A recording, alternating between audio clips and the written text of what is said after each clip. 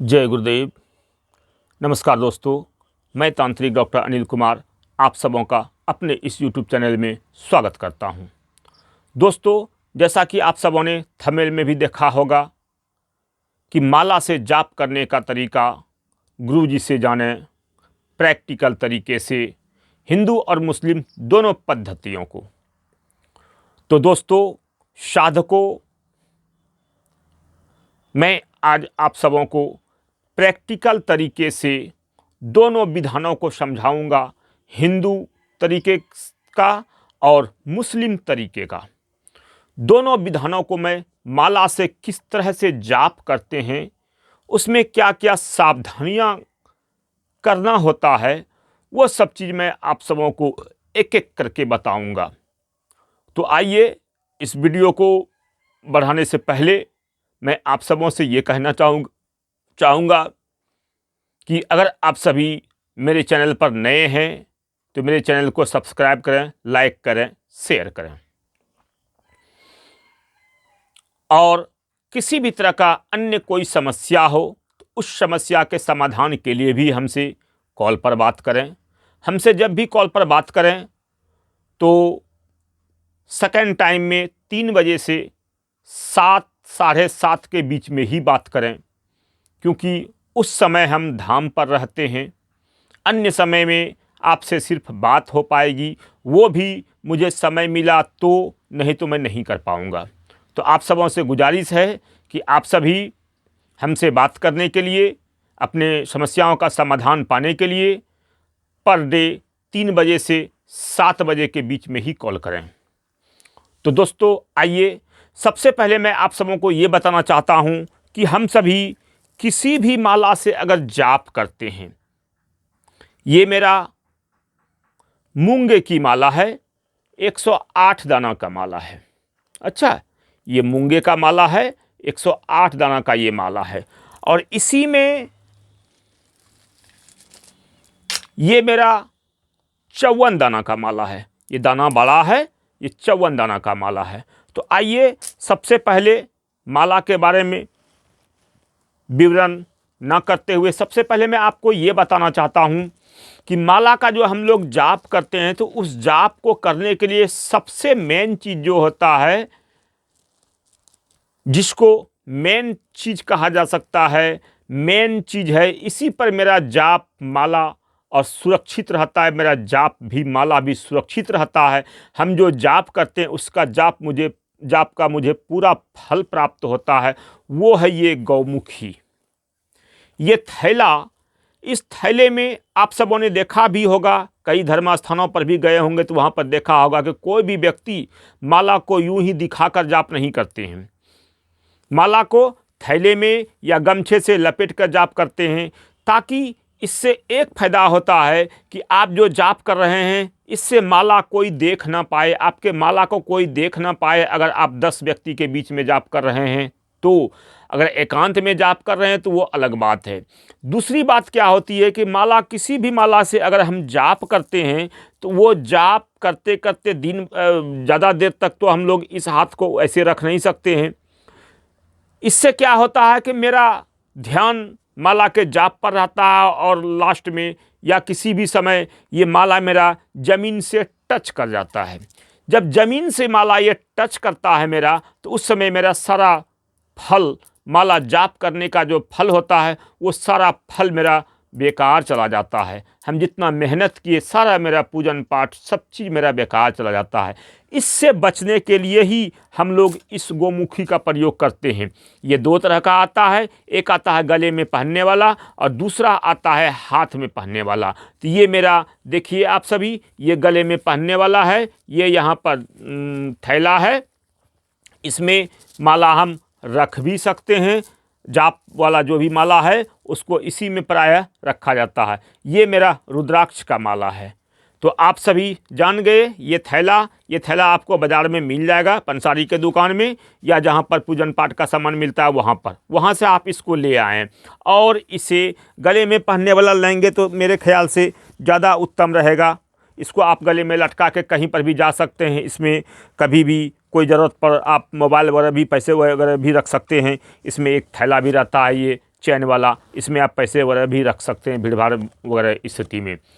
तो इसमें जब आप माला से जाप करते हैं तो ये आपका जाप सुरक्षित रहता है, आपका माला सुरक्षित रहता है, ज़मीन से टच नहीं करता है। अब सबसे पहले आइए मैं आप सबों को ये बताना चाहता हूँ कि माला कितने प्रकार के होते हैं। मेरे पास कुछ मालाएं हैं, मैं उन सभी का परिचय आप सबों को कराता हूँ। सबसे पहले आप लोग जान लीजिए, ये रुद्राक्ष की माला है, ये रुद्राक्ष है, ये रुद्राक्ष की माला है, ये रुद्राक्ष है। ये इस रुद्राक्ष में 108 दाना का ये मेरे पास माला है।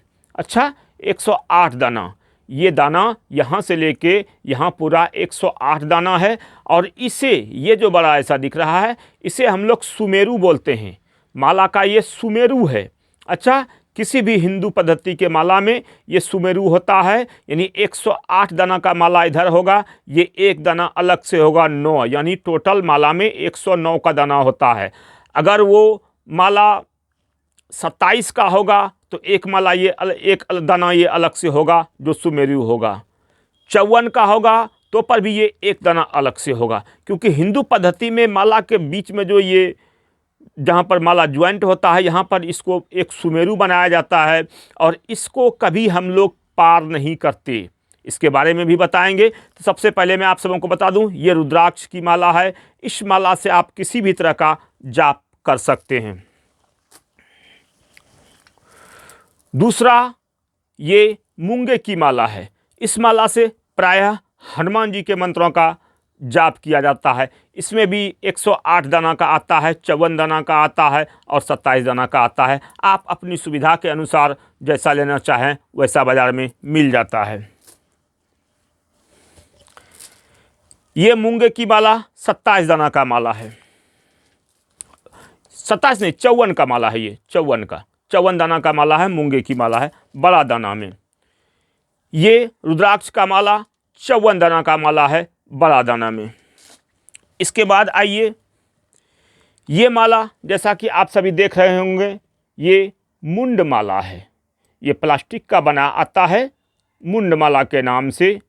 इस पर अक्सर काली जी का जाप किया जाता है। खैर, प्लास्टिक पर जाप हम लोग नहीं करते हैं और करना भी नहीं चाहिए, लेकिन कुछ विधानों में चल जाता है, कोई दिक्कत नहीं। मुंडमाला मानकर इस पर काली जी का जाप प्रायः होता है और लोग करते भी हैं। ये मुंडमाला का मुंड वाला माला है ये। इसमें भी 108 दाना और एक सुमेरु होता है।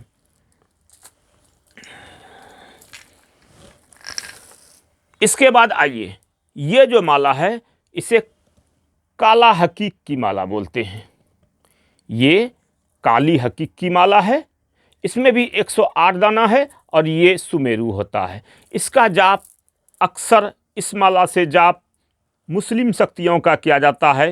हिंदू शक्ति में भी कुछ शक्तियां हैं जिसका जाप इस माला से किया जाता है, या नहीं तो ज़्यादातर इसका जो है मुस्लिम साधनाओं में, मुस्लिम शक्तियों के साधनाओं में कार्य ज़्यादा इसका आता है। तो ये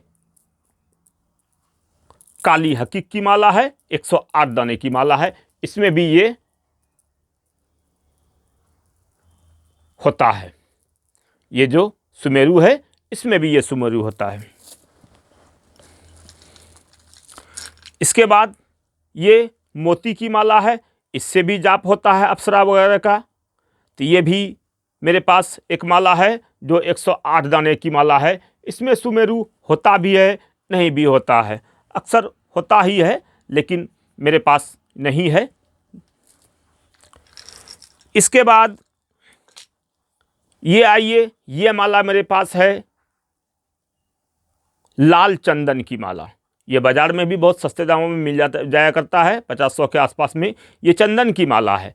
इससे भी आप भगवान राम के मंत्रों का जाप कर सकते हैं, हनुमान जी के मंत्रों का जाप कर सकते हैं। इसके बाद ये आइए, ये मेरे पास पहनने के लिए एक माला है जिसमें हनुमान जी का लकड़ी के तख्ते पर उधेरा गया चित्र है। और ये माला सफ़ेद चंदन की माला है। ये पहनने के लिए आता है, ये जाप करने के लिए नहीं आता है।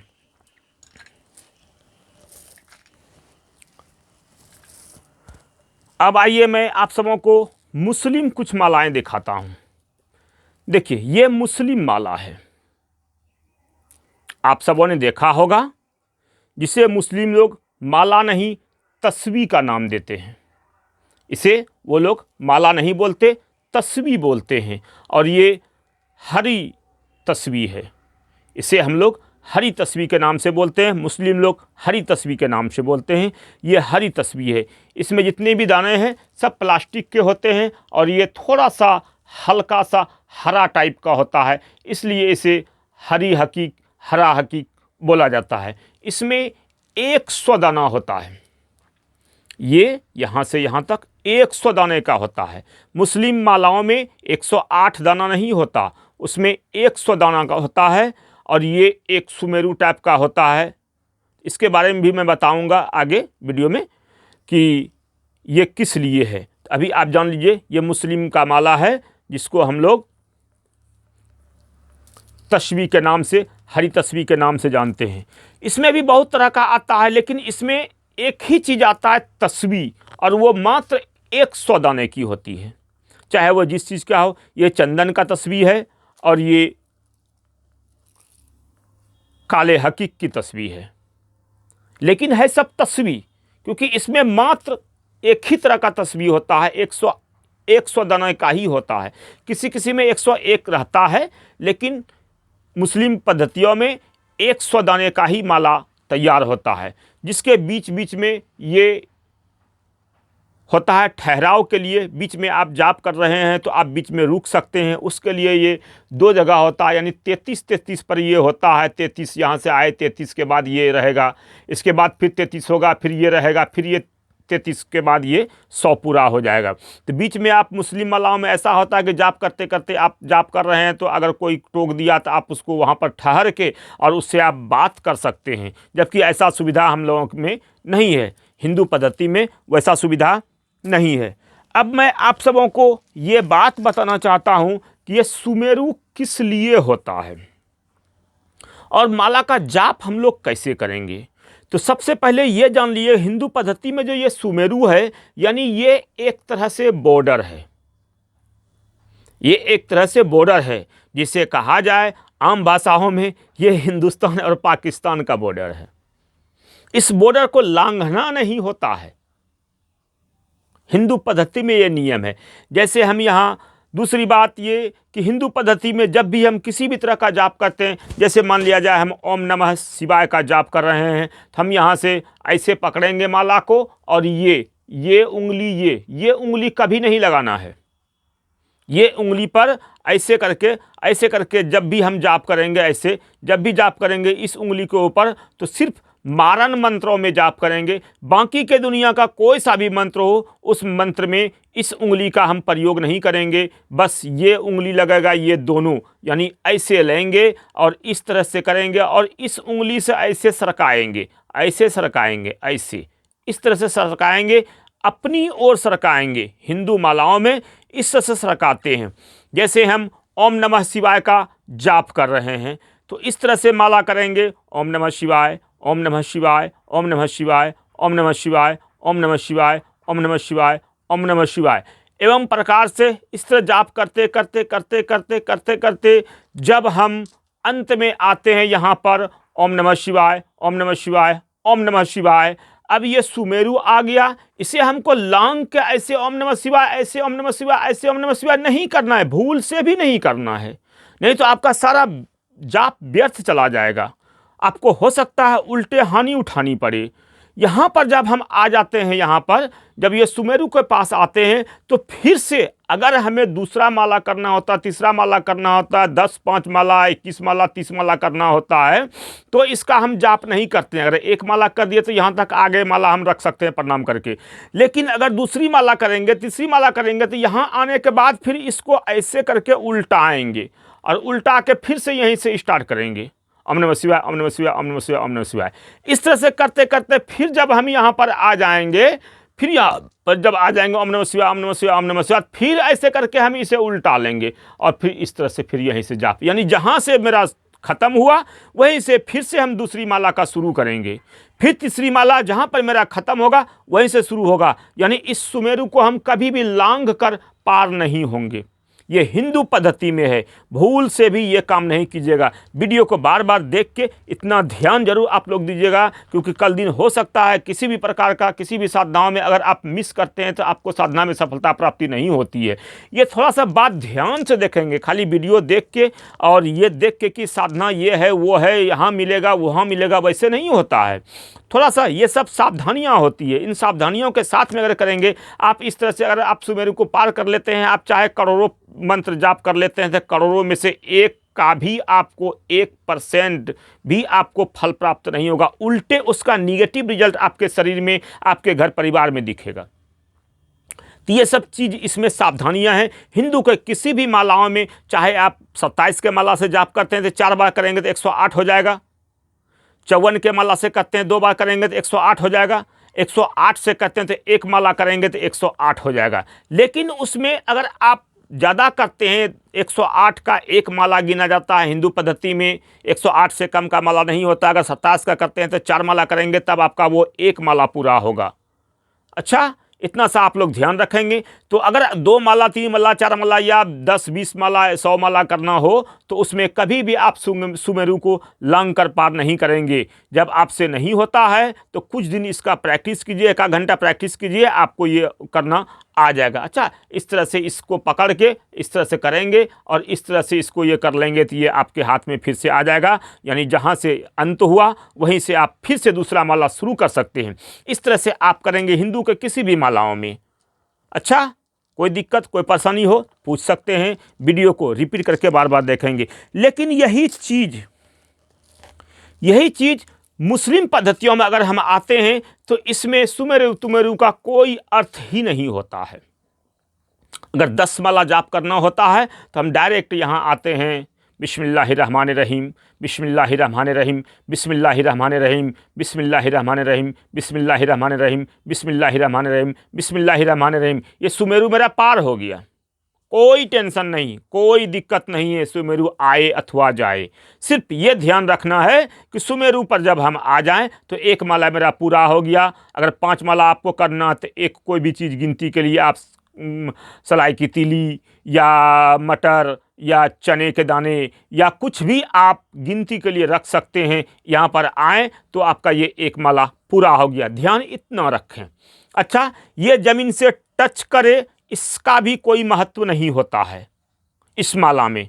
अच्छा, इस माला को आपका इस थैले के अंदर नहीं करना होता है, इसको खुले में ऐसे करना होता है। अच्छा, इतना ध्यान रखेंगे आप। ये माला ज़मीन से टच कर जाए तो कोई दिक्कत नहीं होता, लेकिन ज़मीन से किसी भी माला को टच नहीं करना है। हम लोग हिंदू हैं, हिंदू पद्धति के हिसाब से चलना है, चाहे माला हम किसी का जाप करते हैं।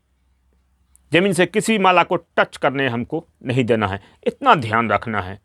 अच्छा, तो ये आप लोग जान गए, ये मुस्लिम माला है जिसे तस्बीह बोलते हैं और इसमें सुमेरु का कोई महत्व नहीं होता है। इसे हम जाप करते करते लांघ कर पार हो सकते हैं और दूसरी माला का गिनती हम कर सकते हैं। लेकिन यही हमारे इसमें कोई सा भी माला हो, रुद्राक्ष का माला हो या फिर आपका ये मूंगे की माला हो, इसमें भी जब हम जाप करते करते आएंगे तो इस सुमेरु को हम पार नहीं करेंगे और ऐसे घूम कर आएंगे और फिर इसको यहाँ से लेंगे। यानी जहाँ से अंत वहीं से शुरू मेरा होगा। हिंदू पद्धति में ये है। दूसरी बात, इसके लिए थैले का प्रयोग हम लोग अवश्य करेंगे। अब थैले में कैसे हम लोग जाप करते हैं ये देखिए। ये मेरा थैला है, इस माला को हम लिए, ये रुद्राक्ष की 108 माला है, 108 दाने की माला है। इसको हम लिए और ऐसे पकड़े हैं हम, यहाँ से याद रखें, इसको ऐसे हम पकड़े हैं जहाँ से स्टार्ट करेंगे वहाँ से, और अपनी ओर इसे करेंगे माला। अच्छा, इसे अपनी ओर करेंगे और इसको ऐसे लेकर यहाँ एक उंगली निकालने के लिए ये हमारा रहता है, इस उंगली को इसमें फंसा देंगे और बाकी के उंगली को जैसे मैंने बताया है उस हिसाब से बाकी के उंगली को उस तरह से करके और जाप हमें करना है इस तरह से, ओम नमः शिवाय, ओम नमः शिवाय, ओम नमः शिवाय, ओम नमः शिवाय, ओम नमः शिवाय, ओम नमः शिवाय, ओम नमः शिवाय, ओम नमः शिवाय। इसमें ये कानी अंगुली जो होता है, ये वो छोटी वाली अंगुली, इस अंगुली को खैर टच नहीं करना चाहिए, लेकिन माला में टच होता है तो कोई दिक्कत वाली बात नहीं होती है।